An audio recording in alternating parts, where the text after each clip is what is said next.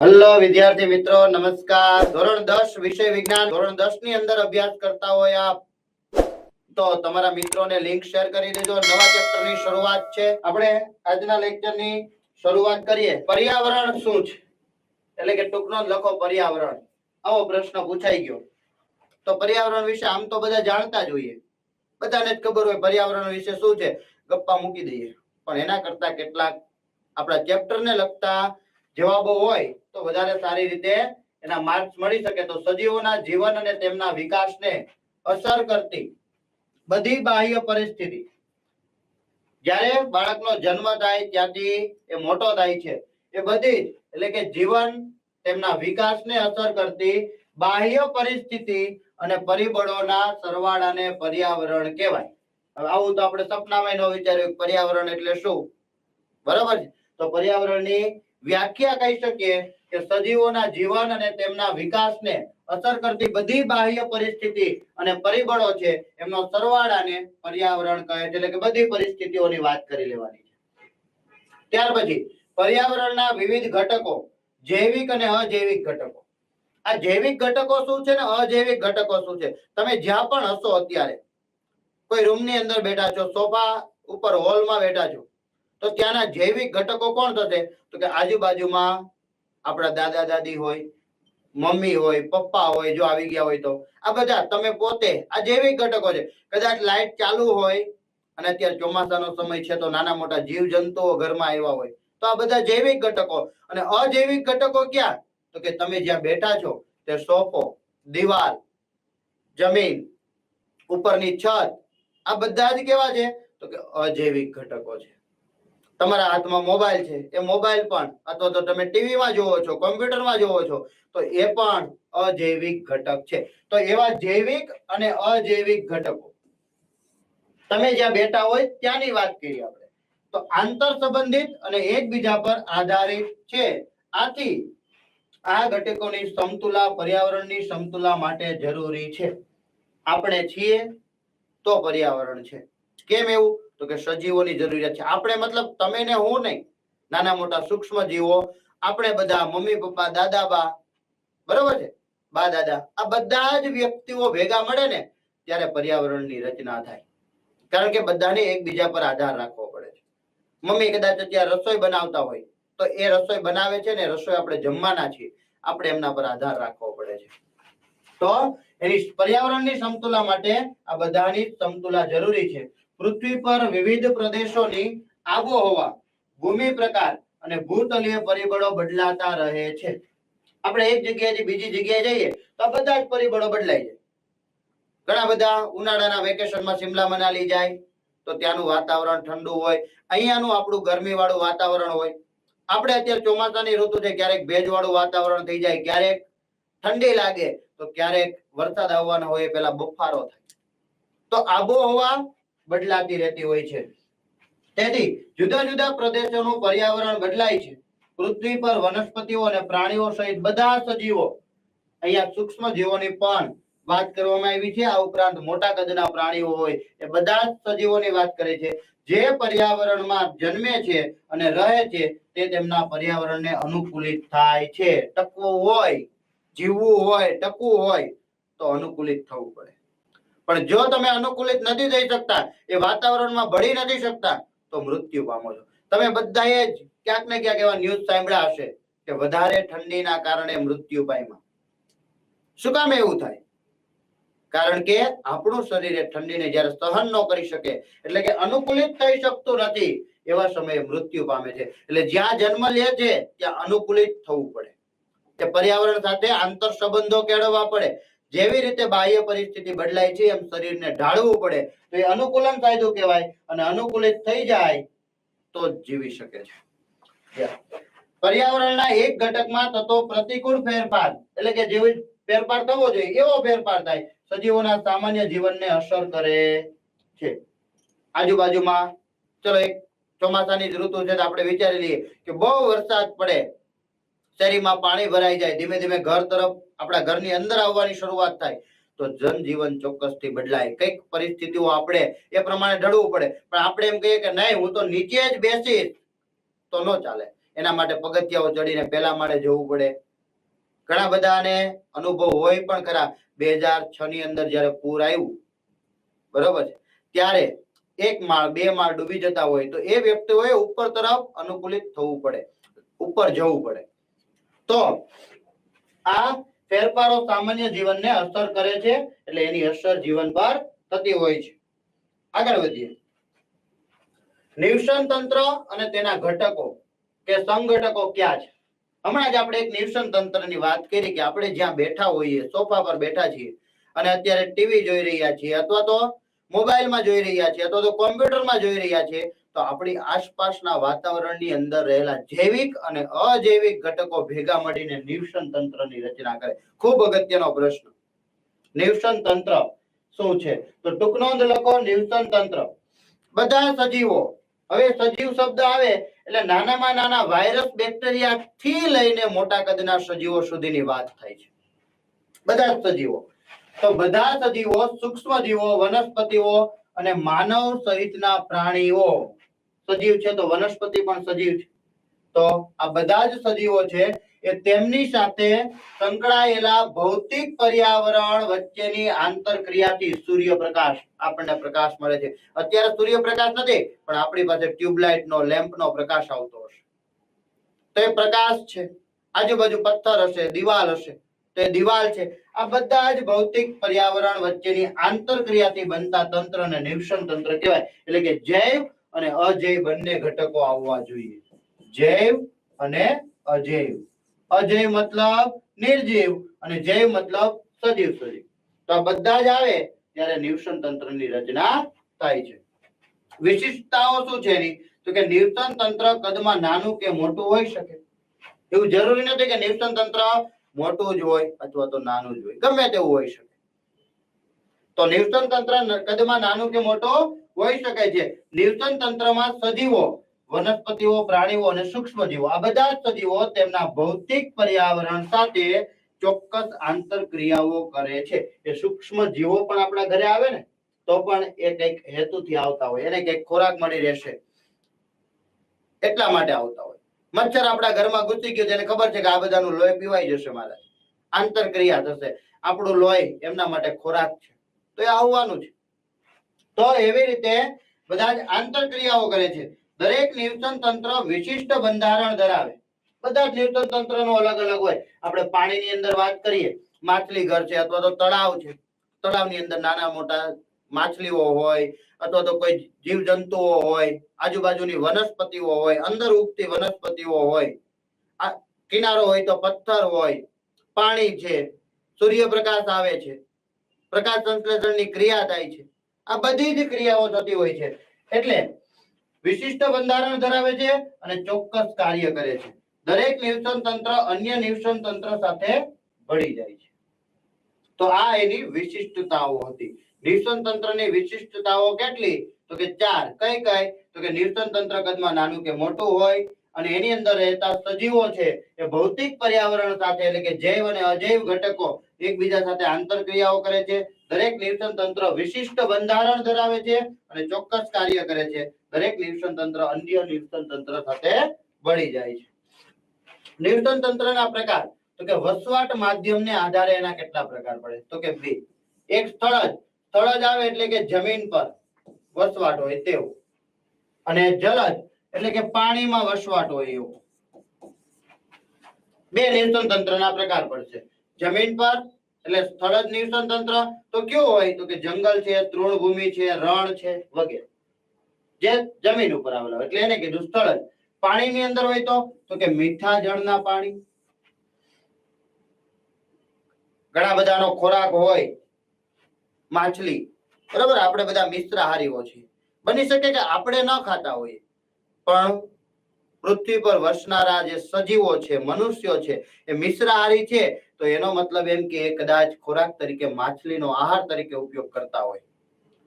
તો એમાં 2 પ્રકારની માછલીઓ હોય. એક મીઠા પાણીમાં વસતી એટલે કે તળાવ હોય, નદી હોય એની માછલીઓ, નહેરની માછલીઓ. જ્યારે કેટલીક માછલીઓ છે એ દરિયાની અંદર હોય. તો ખારા પાણીની માછલીઓ, તો અહીંયા મીઠું જળ અને ખારા પાણી. મીઠું જળ હોય તો નદી, ઝરણા, સરોવર, તળાવ વગેરેમાંથી મળતો, અને ખારું જળ હોય તો દરિયામાંથી મળતી જે ન્યુટન તંત્ર છે તે દરિયાઈ ન્યુટન તંત્ર. નોંધ કે દરિયાઈ ન્યુટન તંત્ર પૃથ્વી પરનું સૌથી મોટું ન્યુટન તંત્ર છે, કારણ કે દરિયા જેવડું તો કઈ પૃથ્વી પર તો વચ્ચે આપણે મકાનો બનાવી દીધા હોય, જંગલ કાપી નાખ્યા હોય તો ન્યુટન તંત્રનો નાશ થાય.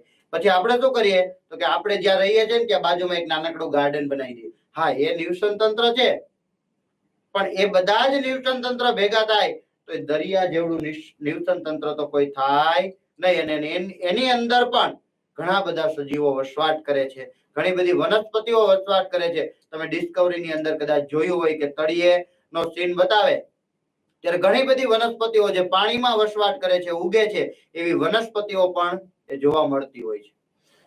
તો એ ન્યુટન તંત્ર સૌથી મોટું ન્યુટન તંત્ર દરિયાઈ ન્યુટન તંત્ર અથવા કહી શકીએ ખારા જળનું ન્યુટન તંત્ર. બગીચાની વાત કરીએ. ન્યુટન તંત્ર શા માટે ગણવામાં આવે છે તો કે એક વિસ્તારના બધા સજીવો અને પર્યાવરણના અજૈવિક ઘટકોની પરસ્પર અનન્ય આંતરક્રિયા થાય, એકબીજા વચ્ચે આંતરક્રિયા થાય અને ન્યુટન તંત્ર રચે. તો બગીચાને શા માટે ન્યુટન તંત્ર કીધું તો કે બગીચાની અંદર પણ પક્ષીઓ દેખાય, કીટકો દેખાય, નીચે લોન હોય તો નાની નાની જીવાતો દેખાય, કદાચ ચોમાસાની ઋતુમાં પાણી ભરાયેલું હોય તો મચ્છર પણ દેખાય, નાના નાના બાળકો રમવા જાય એટલે એ સજીવો છે. વનસ્પતિઓ ઉગેલી છે, પણ હિંચકા મૂક્યા છે, લસરપટ્ટી મૂકી છે, બાજુમાં દિવાલ પાડી કરેલી હોય તો પથ્થરો છે. આ બધા જ એકબીજા સાથે ભળીને ન્યુટન તંત્રની રચના કરે તો બગીચો પણ ન્યુટન તંત્ર કહેવાય. બગીચામાં વિવિધ વનસ્પતિઓ જેવી કે ઘાસ, વૃક્ષ, ગુલાબ, મોગરો, સૂર્યમુખી વગેરે જેવા સપુષ્પી છોડ તેમજ વિવિધ પ્રાણીઓ જેવા કે દેડકા હોય, ખિસકોલી હોય, કાચીડા હોય, કીટકો હોય, પક્ષીઓ હોય, આ બધા જોવા મળે. ન્યુટન તંત્ર એટલે શું? પછી એમાં બગીચો મૂકી દે તોય ભલે, દરિયો મૂકી દે તોય ભલે, નદી મૂકી દે તોય ભલે, અથવા તો જંગલ મૂકી દે તો પણ ભલે. જો પ્રશ્ન એવો પૂછાય કે ન્યુટન તંત્ર પછી આગળ કોઈ શબ્દ મૂકી દીધો હોય તો વિદ્યાર્થી મિત્રો યાદ રાખજો કે એની અંદર રહેલા જૈવિક અને અજૈવિક ઘટકો. આ સિમ્પલ આવી. જૈવિક ઘટકોની અંદર તો કે જે સજીવ છે એ બધા, લીલી વનસ્પતિઓ કહીએ, એની ઉપર વસતા પક્ષીઓ કહીએ, કીટકો કહીએ, પછી ફૂલ છોડ ના હોય, પછી તૃણ એટલે કે ઘાસ હોય, તો એ બધા જૈવિક ઘટકો થઈ ગયા. જ્યારે એની અંદર રહેલા કેટલાક બગીચો હોય, આપણે બગીચાની વાત કરતા હોય, ગાર્ડનની વાત કરતા હોય તો લસરપટ્ટી મૂકી હોય ને છોકરાઓ માટે. ઘણા બધા અત્યારે રહેતા હશે, ફ્લેટમાં રહેતા હશે ને તો બાજુમાં એક બગીચો હશે જેની અંદર બાળકોને રમવા માટે ગાર્ડન બનાવેલું હોય, લસરપટ્ટી હોય, હિંચકા હોય, હાલનડોલન આવી રીતે ઉચક નીચક હોય, ઘણા બધા એવા રમત ગમતના સાધનો હોય જે નિર્જીવ છે તો એને અજૈવ ઘટકો કહેવાય. એ બધા જ ભાગ ભજવે તો ન્યુટન તંત્ર બને.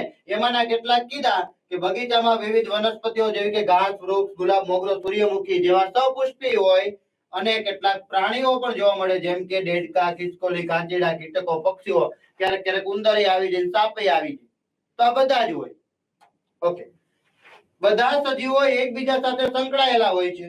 તેમની વૃદ્ધિ, પ્રજનન તેમજ અન્ય ક્રિયાઓ અજૈવિક ઘટકો જેવા કે પ્રકાશ, પવન, પાણી, ભેજ, ખનિજ દ્રવ્યો, ભૂમિ વગેરે દ્વારા અસર પામે છે. આ બધા જ ઘટકો જે અજૈવિક ઘટકો છે.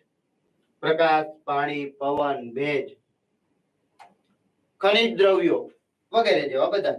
આથી બગીચાને ન્યુટન તંત્ર ગણવામાં આવે છે.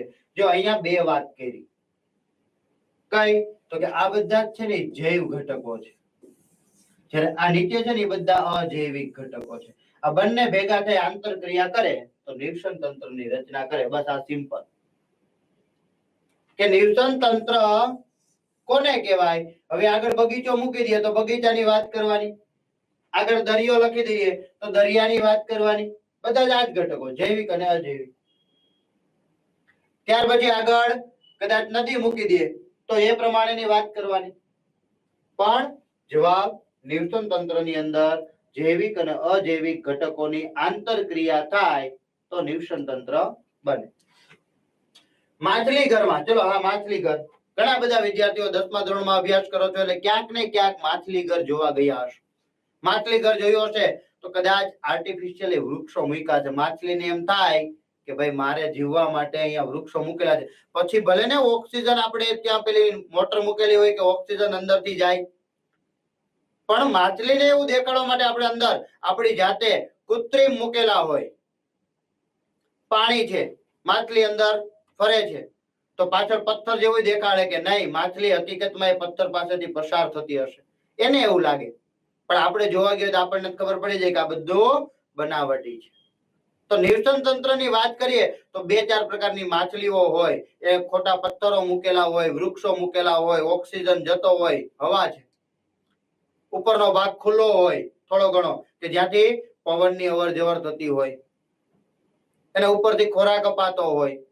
તો બધા જ ભેગા થઈને નિવસન તંત્રની રચના કરે છે. તો નિવસન તંત્ર, માછલી ઘર કેટલીક જલીય વનસ્પતિઓ અને કેટલાક જલીય પ્રાણીઓ ઉમેરવાથી તે કેવી રીતે સ્વયં સંચાલિત નિવસન તંત્ર બની જાય છે, પોતાની જાતે જ ચાલ્યા કરે. શા માટે એવું, કેવી રીતે બને? તો જલીય વનસ્પતિઓ પ્રકાશ સંશ્લેષણ કરે છે. તો માછલી ઘર હોય ને આપણે આર્ટિફિશિયલ મૂક્યું હોય તો પ્રકાશ સંશ્લેષણ ન થાય. પણ જો હકીકતમાં એ વૃક્ષ પાણીની અંદર ઉગતું હોય, એ જ વૃક્ષ હોય તો દિવસ દરમિયાન જ્યારે સૂર્યપ્રકાશ જાય ત્યારે પાણીમાં રહેલી વનસ્પતિઓ પણ પ્રકાશ સંશ્લેષણ કરે. એ પણ માછલીઓ દ્વારા પાણીમાં છોડેલો કાર્બન ડાયોક્સાઇડ મેળવે અને માછલીઓ માટે પાણીમાં દ્રાવ્ય ઓક્સિજન મુક્ત કરે. યાદ રાખજો મિત્રો. તો પ્રકાશ સંશ્લેષણની ક્રિયા પાણીની અંદર જો કોઈ વનસ્પતિ હશે તો એ અંદરના પ્રાણીઓ માટે પણ ઓક્સિજન મુક્ત કરશે. એ પાણીમાં દ્રાવ્ય થાય અને દ્રાવ્ય ઓક્સિજનનો ઉપયોગ માછલીઓ કરતી હોય છે. આ ઉપરાંત અન્ય પ્રાણીઓ જે છે દરિયામાં વસે છે એ પણ એનો ઉપયોગ કરતા હોય છે. તો પ્રકાશ સંશ્લેષણ કરે છે તેઓ ઉત્પાદકો છે. કોણ?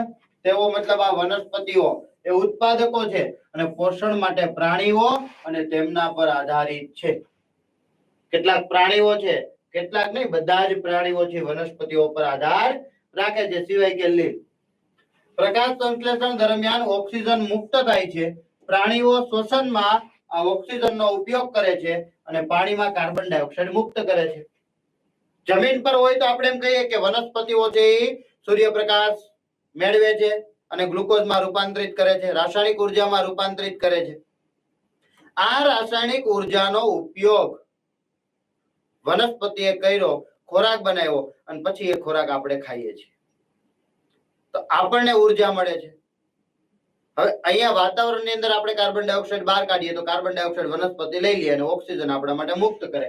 એમ પાણીની અંદર વસતી વનસ્પતિઓ હોય તો એ વનસ્પતિઓ પણ પાણીમાં રહેલો કાર્બન ડાયોક્સાઇડ, પ્રાણીઓ છે એ પ્રાણીઓ પાણીમાં કાર્બન ડાયોક્સાઇડ મુક્ત કરે છે અને પોતે ઓક્સિજન લે છે. આ મુક્ત થયેલો કાર્બન ડાયોક્સાઇડ વનસ્પતિઓ લે અને એમના માટે ઓક્સિજન મુક્ત કરે છે. આ કાર્બન ડાયોક્સાઇડ જલીય વનસ્પતિઓને પ્રકાશ સંશ્લેષણ માટે પ્રાપ્ત થાય છે. આથી માછલી ઘર સ્વયં સંચાલિત નિવસન તંત્ર બને છે. ક્યારે મિત્રો? આર્ટિફિશિયલ મૂકેલું ન હોય તો. આપણા ઘરે કદાચ માછલી ઘર હોય ને તો જોજો એક પોસ્ટર મારેલું હશે માત્ર કે માછલીઓ જે ફરે ને એમ લાગે કે નહીં અહીંયા વનસ્પતિઓ છે. તો ત્યાં એ પોસિબલ નથી. ત્યાં તો આપણે પેલી મોટર મૂકવી જ પડે. પણ કોઈ જગ્યાએ ધારો કે માછલી ઘરની જગ્યાએ આપણે વિચારી લઈએ કે પાણીમાં નિવસન તંત્રની વાત કરીએ છીએ તો અંદર રહેલી માછલીઓ છે ત્યાં આપણે મોટર મૂકવા નથી જતા, છતાં પણ એ ઓટોમેટિક ઓક્સિજન મેળવી જ લે છે. કોના કારણે? તો કે વનસ્પતિઓના કારણે. આ ઉપરાંત પાણીની સપાટી છે, વાતાવરણનો ઓક્સિજન પણ એમાં દ્રાવ્ય થાય છે. તો આ બધા જ ઓક્સિજનનો ઉપયોગ કરી શકે છે. એટલા માટે કેવું બની ગયું? સ્વયં સંચાલિત બની ગયું. એને કોઈ આપણે મોટર મૂકીને ચલાવવાની જરૂરિયાત નથી. માછલી ઘર બનાવ્યા પછી તેને કેટલા સમય સુધી જેવું છે તેવું જ મૂકી શકાય. નાના પાયે હોય, આપણા ઘરે હોય તો એને સાફ કરવું પડે. કારણ કે જે ખોરાક ખાય એના શરીરની અંદર કેટલોક અપાચિત ખોરાક રહે એટલે કે મળ બને. એ મળ એ પાણીમાં જ ત્યજે. નાનું અમતું માછલી ઘર હોય મિત્રો, આટલું અમતું માછલી ઘર આપણા ઘરે હોય, ચલો આટલું હોય, આટલા અમતા માછલી ઘર હોય એની અંદર માછલીઓ 3-4 હોય તો જે ખોરાક એ ખાય છે, ચપટી ચપટી જે ખોરાક નાખતા હશે, તો એ ખોરાક ખાય તો એના જે મળ હોય એ મળથી પાણી પ્રદૂષિત થાય. જ્યારે એ પાણી પ્રદૂષિત થાય ત્યારે માછલીઓથી ધીમે ધીમે મરવા લાગે. એટલા માટે એ પાણી બદલાવવું પડતું હોય છે. પણ જ્યારે કુદરતી નિવસન તંત્ર છે એમાં એની જરૂર પડતી નથી. માછલી ઘર બનાવ્યા પછી તેને 2-3 દિવસ જેવું રાખવું પડે છે, તેવું મૂકી શકાય. ચયાપચય ઉત્સર્ગ દ્રવ્ય એટલે કે ખોરાક ખાધો, ચયાપચય ચય અને અપચય. ખોરાક ખાધો એનું પાચન થઈ ગયું અને કેટલોક ખોરાક અપાચિત રહ્યો, એ ઉત્સર્ગ દ્રવ્યો પાણીમાં મુક્ત થતા તે પ્રદૂષિત થાય છે. તેથી તેમાં નિયમિત સમયે પાણી બદલવું જરૂરી છે. ન બદલીએ તો માછલીઓ મૃત્યુ પામે છે, માછલીઓ ધીમે ધીમે મરવા લાગે છે. એટલા માટે પાણી બદલવું પડે છે. આગળ જોઈએ કે માછલી ઘરને નિયમિત સમયાંતરે સાફ કરવું શા માટે જરૂરી છે? તો કે જલીય સજીવો દ્વારા ઉત્પન્ન થતા ચયાપચય, ચયાપચયનો મતલબ થાય ચય વત્તા અપચય. ચય મતલબ પાચનની ક્રિયા અને અપચય મતલબ અપાચનની ક્રિયા. જે ખોરાક ખાધો પાચન નથી થયું, મળ સ્વરૂપે જે સંગ્રહ થયો છે એમની વાત છે. એ ઉત્સર્ગ દ્રવ્યો માછલી ઘરના પાણીને પ્રદૂષિત કરે છે. આથી માછલી ઘરને નિયમિત સમયાંતરે સાફ કરવો જરૂરી છે. શું આવી રીતે આપણે તળાવો અને સરોવરોને પણ સ્વચ્છ કરવા જોઈએ? શા માટે અથવા તો શા માટે નહીં? હા, કારણ કે કેટલાક ઉત્સર્ગ દ્રવ્યો તળાવો અને સરોવરોમાં લીલની વૃદ્ધિને ઉત્તેજે છે.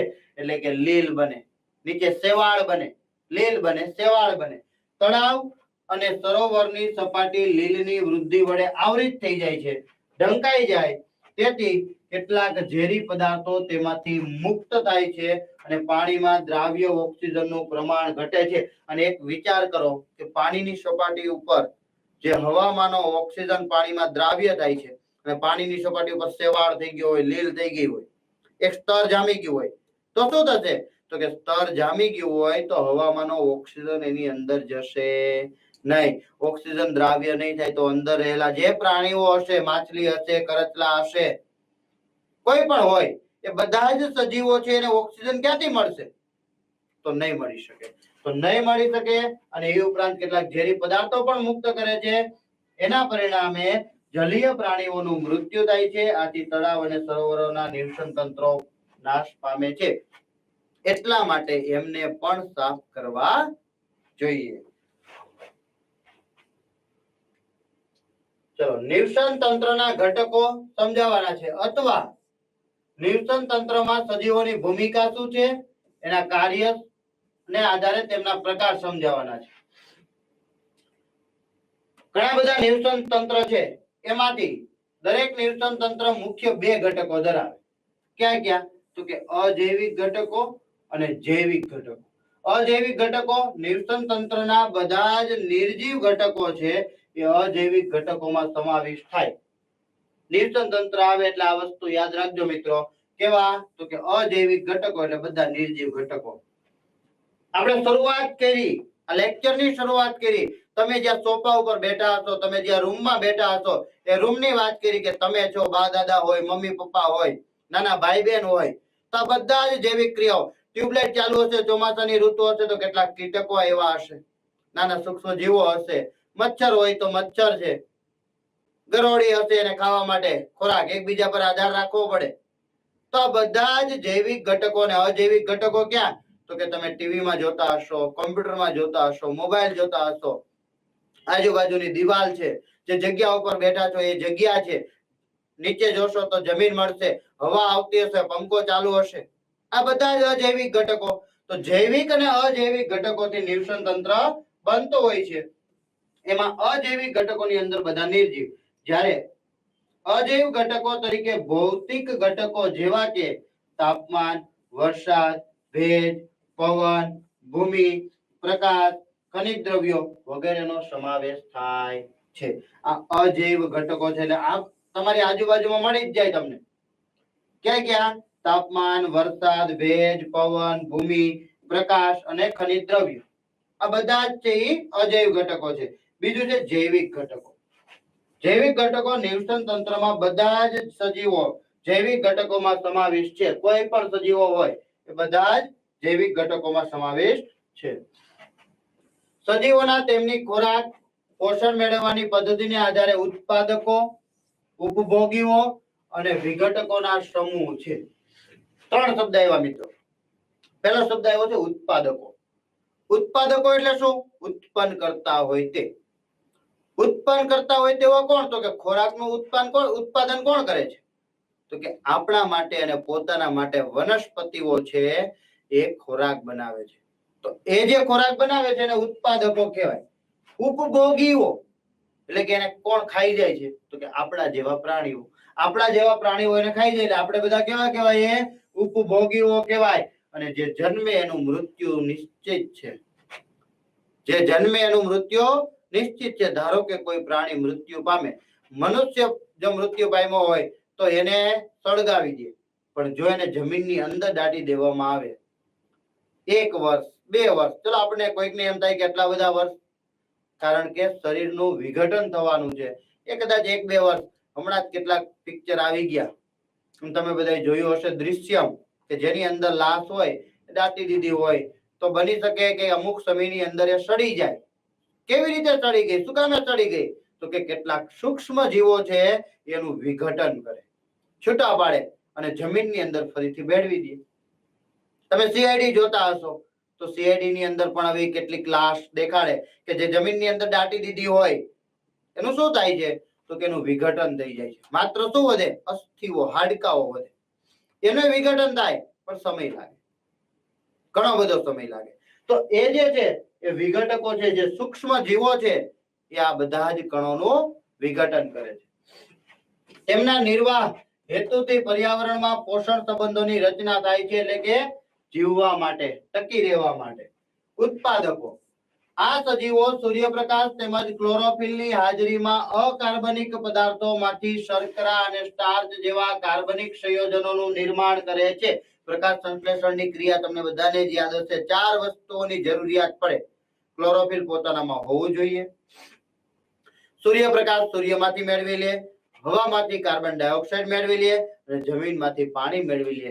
આ 4 વસ્તુથી પ્રકાશ સંશ્લેષણની ક્રિયા કરે. પ્રકાશ સંશ્લેષણની ક્રિયા કરીને ખોરાક બનાવે છે, એ છે ઉત્પાદકો. ઉદાહરણ તરીકે કેટલાક પ્રકાશ સંશ્લેષી બેક્ટેરિયા છે, કેટલાક બેક્ટેરિયા એવા પણ છે જે પ્રકાશ સંશ્લેષણની ક્રિયા કરીને પોતાનો ખોરાક જાતે બનાવી શકે છે. વિવિધ પ્રકારની લીલ છે, બધી જ લીલી વનસ્પતિઓ છે જે ઉત્પાદકો તરીકે ગણાશે. કેમ? તો કે ખોરાકને ઉત્પન્ન કરવા વાળા છે, પોતાનો ખોરાક જાતે બનાવે છે એટલા માટે. ત્યાર પછી બીજું છે ઉપભોગીઓ. તો ઉપભોગીઓ કોણ છે? તો કે જે સજીવો ઉત્પાદકો દ્વારા ઉત્પાદિત, એને જે ખોરાક બનાવ્યો ને એ આપણે તૈયાર ખાઈ લઈએ. તો ઉત્પાદિત થયેલા ખોરાક પર પ્રત્યક્ષ અથવા તો પરોક્ષ રીતે આધારિત હોય તેમને ઉપભોગીઓ અને ઉપભોક્તાઓ કહે. વિદ્યાર્થી મિત્રો, ઘણા બધાને એવો પ્રશ્ન થાય કે આપણે તો વનસ્પતિ ક્યાં ખાઈએ છીએ? તો ભાઈ આપણે ઘઉં ખાઈએ, ચોખા ખાઈએ, બાજરો ખાઈએ, લીલા શાકભાજીઓ ખાઈએ. આ બધું જ વનસ્પતિની પેદાશ છે. એ આપણને મળી રહે છે એટલે આપણે એ ખાઈએ છીએ. એની અંદર ખોરાકનો સંચય કોના દ્વારા થયો? પ્રકાશ સંશ્લેષણની ક્રિયા દ્વારા થયો. તો વનસ્પતિ છે એ ખોરાકનો સંગ્રહ કરે ને આપણા માટે રાખે છે. એટલે આપણે બધા કેવા કહેવાય? ઉપભોગીઓ કહેવાય. હવે સિંહની વાત કરીએ. સિંહને ક્યારેય ઘાસ ખાતા જોયું? વનસ્પતિ ખાતા જોયું? ના, નો ખાય. તો એ કઈ રીતે ઉપભોગી કહેવાય? એ કઈ રીતે આપણે કહી શકીએ કે કોઈ કોના પર આધાર રાખે છે? તો આપણે એ જેને ખાય છે એના વિશે વિચારો. તો કે સિંહ છે એ હરણને ખાય છે. તો હરણ છે એ તો વનસ્પતિ ખાય છે, ઘાસ ખાય છે. તો પછી એ ઉર્જા છે એ એક સ્તરમાંથી બીજા સ્તરમાં જાય. પણ સિંહ હોય ભલે માંસાહારી હોય, પણ એને પણ આધાર તો વનસ્પતિ પર જ રાખવો પડે છે. ટૂંકમાં માંસાહારી છે તો પણ પાયામાં કોણ હશે? વનસ્પતિ હશે. તો એ ઉત્પાદકો છે અને બાકી બધા જ ઉપભોગીઓ છે અથવા તો ઉપભોક્તાઓ કે. ઉદાહરણ તરીકે ક્લોરોફિલ વગરના, એટલે કે આપણામાં ક્લોરોફિલ હોતો નથી અને આપણે એને વિષમપોષી સજીવો કહીએ છીએ જે બીજા પર આધાર રાખે છે. વિઘટકો તો કે જટિલ કાર્બનિક પદાર્થોનું સરળ અકાર્બનિક પદાર્થોમાં વિઘટન કરતા સજીવોને વિઘટકો કહે છે. આજે જીવાણુઓ હોય એ જીવાણુઓ નાના નાના ટુકડાઓમાં વિભાજિત કરે જમીનમાં ભેળવી દેવાનું કામ કરે છે. કેટલાક જીવાણુ બેક્ટેરિયા અને ફૂગ જે મૃત જીવ છે એટલે કે મૃતોપજીવી છે, સડેલો અકાર્બનિક પદાર્થ હોય એમના પર જ્યારે ફૂગ જામી જાય, ફૂગ એ શું કરશે તો કે એમાંથી ખોરાક મેળવી લેશે, વિઘટન કરીને ખોરાક મેળવી લેશે. એ અવશેષો અને સજીવોના ઉત્સર્ગ દ્રવ્યોનું વિઘટન અપમાર્જન કરે છે, વિઘટન કરવાનું કાર્ય કરે. તો આ છે એ વિઘટકો છે. ઉપભોગી સજીવો નીચે મુજબ 4 કક્ષાઓમાં વિભાજિત કરી શકાય. ઉપભોગીઓને 4 કક્ષામાં વિભાજિત કરી શકાય. પહેલું તૃણાહારી. તૃણાહારીનો મતલબ થાય શાકાહારી, જે તૃણ ખાતા હોય, નકરી લીલી વનસ્પતિ ખાતા હોય એવા. બીજું છે માંસાહારી. શું છે? માંસાહારી. ત્રીજું છે સર્વાહારી, એટલે કે બધું જ ખાતા હોય, શાકભાજી ખાતા હોય એટલે કે વનસ્પતિ ખાતા હોય ને માંસ પણ ખાતા હોય. અને ચોથું છે ઉચ્ચ કક્ષાના માંસાહારીઓ અથવા તો વિઘટકો પણ આપણે કહી શકીએ છીએ. પણ માંસાહારીની અંદર જો ઉચ્ચ કક્ષાના આપણે લઈ લઈએ તો છેલ્લે કોણ આવી જશે? વિઘટકો આવી જશે. તો તૃણાહારી, શાકાહારી પ્રથમ ક્રમના ઉપભોગીઓ છે. તેઓ લીલી વનસ્પતિઓનો ખોરાક તરીકે ઉપયોગ કરે છે. ઉદાહરણ તરીકે ગાય, હરણ, જેને કદાચ માંસ આપી દઈએ તો પણ એની નજીક જાય નહીં, એ ખાતા નથી. તો આ બધા કેવા કહેવાય? તૃણાહારીઓ કહેવાય. બીજું માંસાહારીઓ. તેઓ અન્ય પ્રાણીઓનું ભક્ષણ કરી ખોરાક મેળવે છે. માંસાહારી છે એટલે શું કરશે? બીજા પ્રાણીઓનો આ ખોરાક તરીકે ઉપયોગ કરશે. એની અંદર પાછા 2 પ્રકાર, દ્વિતીય ક્રમમાં ઉપભોગીઓ અને તૃતીય અને ઉચ્ચ કક્ષાના ઉપભોગીઓ. દ્વિતીય ક્રમના એટલે કેવા? તો કે તેઓ તૃણાહારી પ્રાણીઓનું ભક્ષક કરી ખોરાક મેળવે છે. માત્ર તૃણાહારી પ્રાણીઓ એનો ખોરાક તરીકે મેળવે. ઉચ્ચ કક્ષાના કેવો? તો કે તેઓ અન્ય માંસાહારી પ્રાણીઓનું ભક્ષણ કરે છે. બીજા માંસાહારી પ્રાણીઓ હોય એનું પણ ભક્ષણ કરી લે છે, ખોરાક તરીકે ઉપયોગ કરે છે. સર્વાહારી તો કે તેઓ વનસ્પતિ અને પ્રાણી બંનેનો ખોરાક તરીકે ઉપયોગ કરે છે. દાખલા તરીકે મનુષ્ય છે, વંદો છે. યાદ રાખજો વંદાનું ઉદાહરણ આપણે પણ યાદ રાખજો. એનો મતલબ એવો નથી કે આપણે પોતે માંસાહારી હોઈ શકીએ, પણ આપણે શાકાહારી છીએ, પણ આપણા જેવા કેટલાક મનુષ્યો છે એ પણ માંસ ખાતા હોય, એટલે આપણે બધા સર્વાહારીની અંદર આવીએ છીએ. હવે જોઈએ આહાર શૃંખલા તેમજ આહાર જાળ, પોષણ શૃંખલા તેમજ પોષણ જાળ.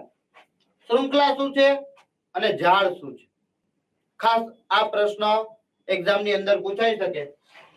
આહાર શૃંખલા અને પોષક સ્તરો સમજાવવાનો છે. જો શૃંખલા છે, જાળ નથી. નિવસન તંત્રના સજીવો તેમની ખોરાક જરૂરિયાત માટે પરસ્પર એકબીજા પર આધાર રાખે છે. દરેક સજીવને એકબીજા પર આધાર રાખવો પડે તો આધાર રાખે છે. ક્રમિક રીતે એકબીજા પર ખોરાક આધારિત સજીવો આહાર શૃંખલાની રચના કરે. ગમે તેમ નહીં, ક્રમિક, કે ભાઈ આપણે વનસ્પતિઓને ખાઈએ છીએ, હરણને રાખીએ, હરણ વનસ્પતિઓને ખાય છે, હરણને વાઘ સિંહ ખાય છે. પછી વાઘ સિંહ કદાચ મૃત્યુ પામે તો એને વિઘટકો છૂટું પાડશે અને જમીનની અંદર ભેળવી દેશે. તો આમ જે ક્રમાનુસાર હોય ને એને કહેવાય આહાર શૃંખલા. આહાર શૃંખલા વિવિધ જૈવિક સ્તરો પર ભાગ લેનારા સજીવોની શૃંખલા છે. આહાર શૃંખલા સામાન્ય રીતે 3 અથવા 4 ચરણની હોય.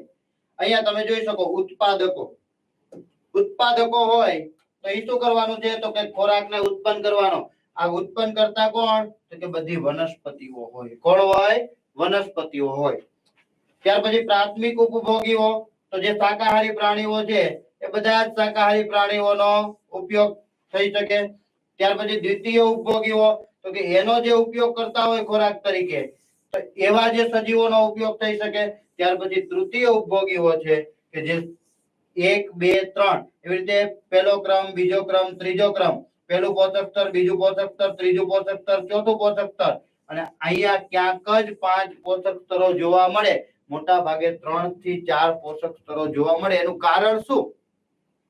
તો કે સૂર્ય છે એ પૃથ્વી પરનો સૌથી મોટો ઉર્જા સ્ત્રોત છે. સૌથી વધારે ઉર્જા આપણને આપે છે. કેમ આપણને ઉર્જા આપે છે? તો તો કે એક તો પ્રકાશ તો આપે જ છે, પણ સાથે સાથે પ્રકાશ સંશ્લેષણની ક્રિયા કરીને ખોરાક બનાવે છે વનસ્પતિઓ. તો એમના માટે જરૂરી સૂર્યપ્રકાશ છે ને, એ વનસ્પતિઓ આપે.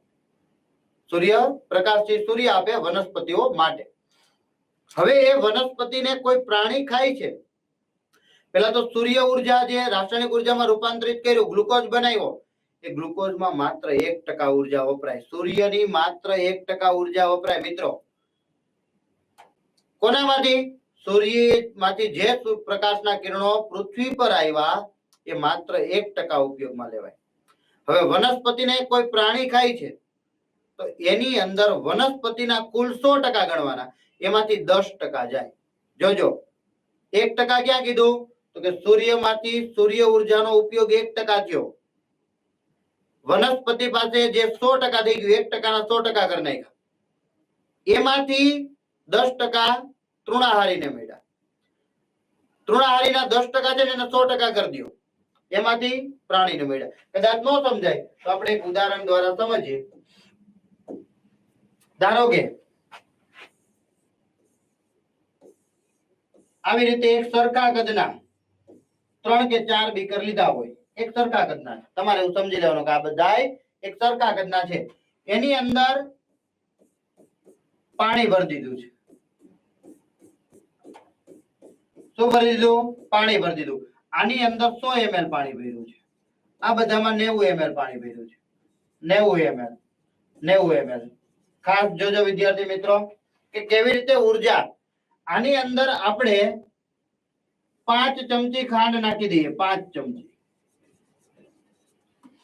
ચમચી ખાંડ નાખી દીધી. પછી હલાવી નાખ્યું, બધી ખાંડ ઓગળી ગઈ. બધી ખાંડ ઓગળી ગઈ હોય, આ કેટલું દ્રાવણ છે? તો કે 100 ml નું દ્રાવણ છે. ખાંડનું દ્રાવણ થઈ ગયું હોય. કેવું થઈ ગયું? ખાંડનું દ્રાવણ.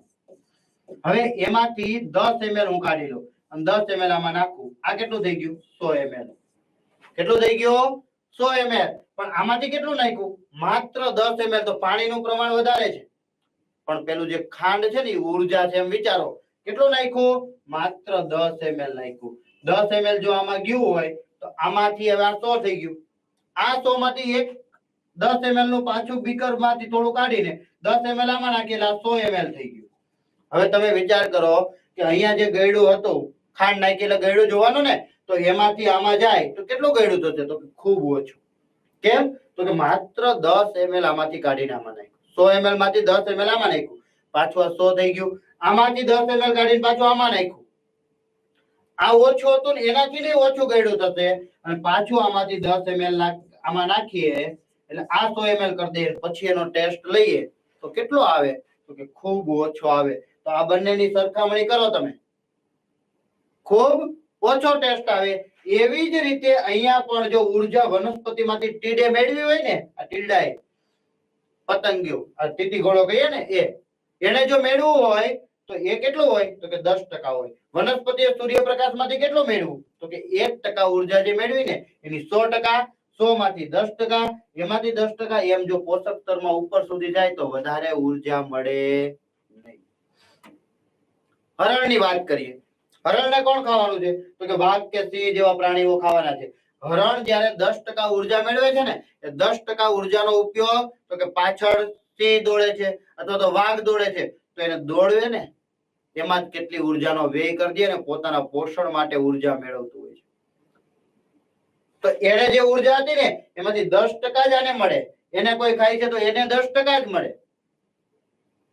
તો જેમ ઉપર જાય એમ ઉર્જાનું પ્રમાણ ઘટતું જાય છે, ઘટતું જાય છે. ઓકે, એટલા માટે સામાન્ય રીતે 3 અથવા 4 ચરણની હોય છે. તો અહીંયા યાદ રાખવાનું, ઉત્પાદકો પ્રાથમિક ઉપભોગીઓ, દ્વિતીય ઉપભોગીઓ અને તૃતીય ઉપભોગીઓ. આ રીતે આ પોષક સ્તર કહેવાય. પહેલું પોષક સ્તર હરણ, પછી તીતી ઘોડો અને વીછી બીજું પોષક સ્તર, વાઘ, દેડકો અને માછલી ત્રીજું પોષક સ્તર, આ સાપ અને બગલો છે ચોથું પોષક સ્તર, અને આ છે 5મું પોષક સ્તર કહેવાય. પોષક સ્તર. આહાર શૃંખલાના દરેક ચરણ, તબક્કો કે કડી પોષક સ્તરની રચના કરે છે. તમને કીધું એમ પોષક સ્તર કહેવાય. ઉત્પાદકો સ્વયંપોષીઓ પ્રથમ પોષક સ્તરે હોય છે. તેઓ પ્રકાશ સંશ્લેષણની ક્રિયા દ્વારા સૌર ઉર્જાનું રાસાયણિક ઉર્જામાં રૂપાંતર કરે છે આ રાસાયણિક ઉર્જાનું સ્થાયીકરણ કરે, સ્થિર કરે છે અને એનો ઉપયોગ આપણે કરીએ છીએ. ઉપભોગીઓ, વિષમપોષીઓ ખોરાક સ્વરૂપે અન્ય સજીવોમાંથી ઉર્જા મેળવે છે. તો કે હરણ હતું એને વનસ્પતિમાંથી, તીતીઘોડા એ વનસ્પતિમાંથી, તો એ દ્વિતીય પોષક સ્તર થાય.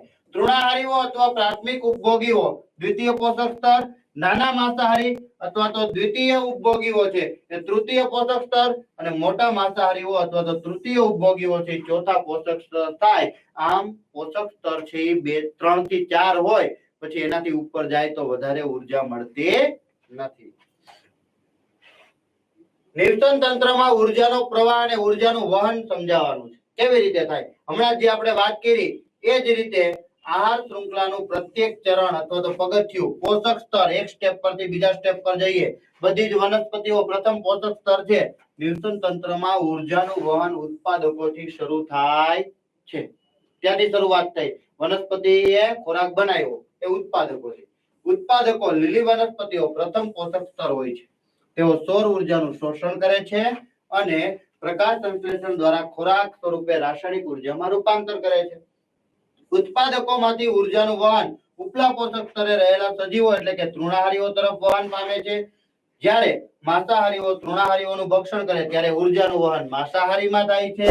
માંસાહારી અને ઉચ્ચ કક્ષાના માંસાહારીઓ ખોરાક તરીકે ભક્ષણ કરે ત્યારે એમાં થાય છે. તેથી નિવસન તંત્રમાં સૌર ઉર્જાના પ્રવેશ દ્વારા તરીકે ઉત્પાદકો લીલી વનસ્પતિઓ છે અને તેઓ ઉપભોગીઓ માટે ઉર્જાનો સ્ત્રોત બને છે. એટલા માટે દરેક સ્ટેપમાં ઉપર તરફ જતો હોય છે. હવે રાસાયણિક ઉર્જા સમગ્ર જીવસૃષ્ટિના સજીવ સમુદાય માટે ઘણી ક્રિયાઓનું સંપાદન કરવામાં મદદરૂપ થાય છે. કઈ ઉર્જા? રાસાયણિક ઉર્જા. રાસાયણિક ઉર્જા તરીકે કોણ હોય? તો કે ગ્લુકોઝ હોય. કોણે બનાવ્યો? વનસ્પતિએ બનાવ્યો પોતાની નિપજમાં. તો એ ગ્લુકોઝ છે સમગ્ર જીવસૃષ્ટિના તમામ સજીવો છે સજીવોને સમુદાયની બધી જ ક્રિયાઓનું સંપાદન કરવા માટે મદદરૂપ હોય છે. જો અહીંયા સૂર્યપ્રકાશ છે. આ સૂર્યપ્રકાશમાંથી ઉત્પાદકોએ તૃણાહારીઓમાંથી માંસાહારીઓમાં અને ઉચ્ચ કક્ષાના માંસાહારીઓમાં ઉર્જાનું વહન થતું હોય છે. નિવસન તંત્રમાં ઉર્જાનું વહન હંમેશા એક માર્ગી હોય, રિવર્સ નો જાય. એક માર્ગી હોય. વનસ્પતિએ ખોરાક બનાવ્યો, આપણે એમ કહીએ કે હરણમાંથી વનસ્પતિમાં જાય, એવું થાય નહીં. એક દિશીય હોય, એક માર્ગીય હોય છે. લીલી વનસ્પતિઓમાં જકડાયેલી સૌર ઉર્જા પુનઃ સૂર્ય તરફ પાછી જઈ શકતી નથી. સૂર્યમાંથી જે મેળવી એ તો પોતાના માટે જ છે. જે ઉર્જા તૃણાહારીઓ તરફ વહન પામે છે તે પુનઃ પાછી વનસ્પતિ તરફ જતી નથી. પોષક સ્તરમાં ઉર્જા વહન દરમિયાન ઉર્જાનો કેટલોક જથ્થો બિન ઉપયોગી, તમને કીધું એમ હરણનો શિકાર કરવા માટે સિંહને દોડવું પડે છે, પણ એના માટે હરણ દોડશે. હરણ દોડશે તો કેટલીક ઉર્જાનો વ્યય થાય છે. તો આવી રીતે વ્યય થાય છે અને તેના પુનઃ ઉપયોગ કરી શકાતો નથી. એ ઉર્જા ગઈ. કે વાઘને કોઈ પણ હિસાબે મળવાની નથી, સિંહને મળવાની નથી. આમ વિવિધ પોષક સ્તર તરફ ક્રમશઃ વહન પામતી ઉર્જા પુનઃ નીચલા પોષક સ્તરે પ્રાપ્ત થઈ શકતી નથી, કારણ કે એક દિશીય હોય છે. નિવસન તંત્રમાં ઉર્જા વહનના અભ્યાસ પરથી તારવેલી સમજૂતીના મુદ્દાઓ જણાવવાના છે. હવે જે આપણે 1% ની વાત કરતા હતા એ કે નિવસન તંત્રમાં ઉર્જા વહનના અભ્યાસ પરથી તારવેલી સમજૂતીના મુદ્દા. તો કે પહેલો મુદ્દો, લીલી વનસ્પતિઓ પ્રાપ્ત સૌર ઉર્જાના લગભગ 1% ભાગનું સૌર ઉર્જાનું કેટલો? માત્ર 1% ભાગનું પર્ણો દ્વારા શોષણ કરી ખાદ્ય ઉર્જામાં એટલે કે આપણને જે ખોરાક તરીકે મળે ને એ ઉર્જામાં રૂપાંતરિત કરે છે. માત્ર 1%. હવે ઉર્જાનું વહન એક પોષક સ્તરથી બીજા પોષક સ્તરમાં થાય છે ત્યારે ઉષ્મા સ્વરૂપે મોટા પ્રમાણમાં ઉર્જા પર્યાવરણમાં ગુમાવાય છે. મોટા ભાગની ઉર્જા પર્યાવરણમાં ગુમાવાય. કેમાં ગુમાવે? તો કે વનસ્પતિની વૃદ્ધિ માટે, ફળના વિકાસ માટે. એમાં પાણીનું ઉદ્ભવન થવાનું, પ્રકાશ સંશ્લેષણની ક્રિયા માટે એને તો શક્તિની જરૂરિયાત છે જ. આ બધી શક્તિ એમાં વપરાઈ જશે, મોટા ભાગની વપરાઈ જાય. એમાંથી આપણે કેટલી યુઝ કરીએ છીએ? તો કે માત્ર 10% યુઝ કરીએ છીએ. ઉત્પાદકોની સરખામણીમાં ઉપભોગીઓ વધારે ઉર્જાનો વ્યય કરે છે. વનસ્પતિઓ તો હજી ઓછો વ્યય કરશે, પણ આપણે બધા ઉર્જાનો વધારે વ્યય કરે છે. ન્યુટન તંત્રને સતત ઉર્જા પુરવઠો પ્રાપ્ત થવો જરૂરી છે. દરેક પોષક સ્તરે વૃદ્ધિ, પ્રજનન અને અન્ય જૈવિક ક્રિયાઓ માટે સજીવો ઉર્જાનો ઉપયોગ કરે. આપણે આપણા શરીરની દરેક દેહધાર્મિક ક્રિયાઓ, શ્વસનની ક્રિયા, હૃદય ધબકે, રુધિરનું પરિવહન, ચાલીએ છીએ, બોલીએ છીએ, સાંભળીએ છીએ, જોઈએ છીએ, આ દરેક ક્રિયામાં ઉર્જાનો વ્યય થાય. અત્યારે હું બોલું છું, તમે સાંભળો છો, તમારી ઉર્જા ખર્ચાય છે અને મારી ઉર્જા પણ ખર્ચાય છે. તો સૌથી વધારે ઉપભોગીઓ ઉર્જાનો વ્યય કરે છે, ઉપયોગ કરે છે. લગભગ પ્રાપ્ત ઉર્જાના 10% ઉર્જા આહાર શૃંખલાના એક પોષક સ્તરથી બીજા સ્તરમાં જાય. એટલે વનસ્પતિએ 1% ઉપયોગમાં લીધી, એ જ ઉર્જા બીજા પોષક સ્તરમાં 10%, એના પછીના પોષક સ્તરમાં 10%. એ કઈ રીતે એ મેં તમને સમજાવ્યું. બરાબર છે? ઓકે. તો ઉપલા પોષક સ્તરમાં 1% જાય. આહાર શૃંખલા સામાન્યતઃ 3 અથવા 4 ચરણની હોય છે, એ પણ કીધું. કારણ કે જેમ ઉપર તરફ જઈએ તેમ ઉર્જા પ્રાપ્ત થતી નથી. ચોથા પોષક સ્તર પછી ઉપયોગી ઉર્જાની માત્રા ખૂબ જ ઓછી હોય છે, વધારે પ્રમાણમાં ઉર્જા મળતી નથી. ઉત્પાદકોના સ્તરમાં સજીવોની સંખ્યા સૌથી વધારે હોય, એટલે કે વનસ્પતિઓની સંખ્યા વધારે હોય અને વધારે જ હોવી જોઈએ, તો જ આપણને શક્તિ મળવાની છે. અત્યારે શહેરીકરણ વિકાસ પામી રહ્યું છે, વૃક્ષો કપાતા જાય છે, તો આપણા માટે ઓક્સિજન કોણ પૂરો પાડશે? આપણા માટે ખોરાક કોણ પૂરો પાડશે? એ મોટો પ્રશ્ન થશે. અને ઉચ્ચ કક્ષાના માંસાહારી હોય એના સ્તરે સજીવોની સંખ્યા સૌથી ઓછી હોય છે. માંસાહારી પ્રાણીઓ, હમણાં જ તમે જોયું હશે કે સિંહની સંખ્યા ઘટી ગઈ અને પછી એનું સંરક્ષણ કરવાની જરૂરિયાત પડી, તો એ માંસાહારી કહેવાય. તો એ સ્તરે સજીવોની સંખ્યા ખૂબ ઓછી હોય છે. તમારી સાથે અભ્યાસ કરતા વિદ્યાર્થી મિત્રોને લિંક શેર કરજો, ચેનલને સબસ્ક્રાઇબ કરજો. બીજા ભાગમાં ફરી વખત મળીએ. ત્યાં સુધી બધાને જય શ્રી કૃષ્ણ, જય સ્વામિનારાયણ.